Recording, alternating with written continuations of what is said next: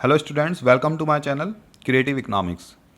अपने last video में हमने बात करी थी सेविंग इन्वेस्टमेंट अप्रोच की कि equilibrium output saving investment approach से कैसे डिटरमाइन होता है। मैंने आपको बताया था कि जहाँ पर सेविंग इक्वल होती है इन्वेस्टमेंट के, वहाँ पर इक्विलिब्रियम आउटपुट तय हो जाता है। अब कभी कभी ऐसा भी हो सकता है, जैसे हमने पढ़ा था aggregate demand is not equal to aggregate supply, तो कभी ऐसा भी हो सकता है saving is not equal to investment. उस केस में हम क्या करेंगे कि फाइंड आउट करेंगे क्या होता है जब saving is not equal to investment. ये वैसे ही होता है जैसे aggregate supply is not equal to aggregate demand, बस थोड़ा सा समझने का तरीका अलग है इसको। सबसे पहले हम बात करते हैं सेविंग की। सेविंग किसका पार्ट होती है, एग्रीगेट सप्लाई की या वाई की, क्योंकि Y is equal to C plus S होता है। वाई इज इक्वल टू क्या होता है, Y is equal to C plus S. Investment किसका पार्ट होती है, एग्रीगेट डिमांड का, सी प्लस आई का, यानी कि ये तो एग्रीगेट सप्लाई का पार्ट है और ये एग्रीगेट डिमांड का पार्ट है। अब saving is a part of aggregate supply, it is like the withdrawal in an economy. Saving किसकी तरह होती है, किसी इकोनॉमी में विड्रॉल की तरह। मतलब लोग अगर सेविंग कर रहे हैं तो वो अपनी इनकम में से, पूरी इकोनॉमी की इनकम में से कुछ विड्रॉ कर रहे हैं, because it reduce the income of an economy. क्योंकि सेविंग से क्या होता है, हमारी इनकम थोड़ी सी कम हो जाती है। जो इनकम हमारी इकोनॉमी में पहुंच नहीं रही है लोगों के पास, जो हमने विड्रॉ कर ली, उससे क्या होगा, जीडीपी हमारा कम हो जाता है। अगर वो सेविंग इन्वेस्ट हो जाती है तो बहुत अच्छी बात है, अगर इन्वेस्ट नहीं होती तो हमारी इनकम उससे कम हो जाती है। इन्वेस्टमेंट क्या होता है, एक तरीके की it is a part of aggregate demand. Investment किसका पार्ट होती है, एग्रीगेट डिमांड का। ये गलती से लिखा है, investment is a part of aggregate demand. Investment किसका पार्ट है, एग्रीगेट डिमांड का। ठीक है। अब it is like injection in an economy. Investment किसकी तरह होती है, इंजेक्शन की तरह। इंजेक्शन मीन्स कि ये हमारी इकोनॉमी में इनकम को इंक्रीज कर देती है। जैसे सेविंग से तो इनकम कम होती है, जीडीपी कम होता है, लोगों ने कुछ पैसा निकाल लिया, इनकम का सर्कुलेशन कम हो गया, लेकिन इन्वेस्टमेंट करने से हमारी इनकम कई गुना बढ़ जाती है, इसलिए it is like an injection. ये हमारी इनकम को इंक्रीज करती है, आउटपुट को इंक्रीज करती है। अब यहाँ पे दो केस हो सकते हैं अगर सेविंग और इन्वेस्टमेंट बराबर ना हो। Either saving will be greater than investment और saving will be less than investment. जैसे उसमें दो केस थे, एग्रीगेट डिमांड एग्रीगेट सप्लाई में, यहाँ पे भी दो केस होते हैं। अगर सेविंग और इन्वेस्टमेंट बराबर ना हो, दो फोर्सेज अगर इक्वल ना हो, तो दो केस हो सकते हैं, either saving will be greater than investment और investment will be greater than saving.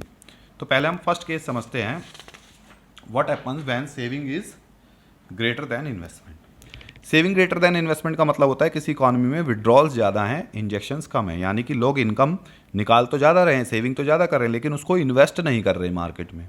उस पैसे को दोबारा से गुड्स एंड सर्विसेज को प्रोड्यूस करने में नहीं लगाया जा रहा, उसको अपने ऊपर खर्च कर रहे हैं या बचा के रख रहे हैं लोग ऐसे ही, उसका कोई प्रोडक्टिव यूज़ नहीं हो रहा उस सेविंग का। ठीक है। ये सिचुएशन वैसे ही है जैसे एग्रीगेट सप्लाई ज़्यादा होती है एग्रीगेट डिमांड से, तो इसके इम्पैक्ट भी सेम होंगे। क्या होगा, बहुत सारी गुड्स अनसोल्ड रह जाएंगी प्रोड्यूसर्स के पास, प्राइसेस कम हो जाएंगे, प्रोड्यूसर्स अपना प्रोडक्शन कम करेंगे, अनएम्प्लॉयमेंट बढ़ेगा, इनकम और जीडीपी फॉल होगी, लॉस होगा प्रोड्यूसर्स को। ठीक है।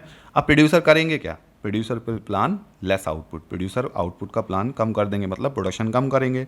कब तक कम, अब प्रोडक्शन कम करने से क्या होगा, इनकम कम हो जाएगी और सेविंग भी कम होने लगेगी धीरे धीरे। जब सेविंग कम होने लगेगी तो यही तो करना था, सेविंग ज़्यादा थी इन्वेस्टमेंट कम थी, क्या किया प्रोड्यूसर्स ने, प्रोडक्शन कम किया।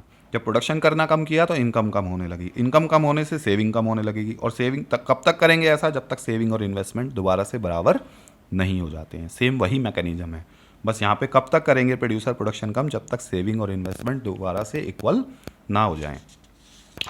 अब अगर सेविंग लेस देन हो इन्वेस्टमेंट से, if saving is less than investment, इसका मतलब है विड्रॉल्स कम हैं, इंजेक्शंस ज़्यादा हैं, यानी कि लोग इन्वेस्ट ज़्यादा कर रहे हैं लेकिन कुछ भी इनकम में से निकाल नहीं रहे हैं। इट मीन्स मार्केट में गुड्स एंड सर्विसेज का जो डिमांड वाला पार्ट है, इन्वेस्टमेंट किसका पार्ट है, गुड्स एंड सर्विसेज की डिमांड का। इन्वेस्टमेंट कौन करता है, प्रोड्यूसर करते हैं। इन्वेस्टमेंट का मतलब होता है वो कैपिटल गुड्स की डिमांड कर रहे हैं प्रोड्यूसर। अब इन्वेस्टमेंट ज़्यादा है, यानी कि मार्केट में इंजेक्शन ज़्यादा है, इनकम बढ़ ज़्यादा रही है, लेकिन लोग सेविंग नहीं कर रहे हैं। इससे क्या होगा, मार्केट में एक्सेस प्रेशर आएगा एग्जिस्टिंग रिसोर्सेज पे डिमांड बढ़ने से। ठीक है। अब producer will try to increase their output, producer अपना आउटपुट ज़्यादा करने की सोचेंगे, जैसे उस केस में था aggregate demand is greater than aggregate supply, ये वही वाला केस है। ठीक है। It is just like A S is less than A D.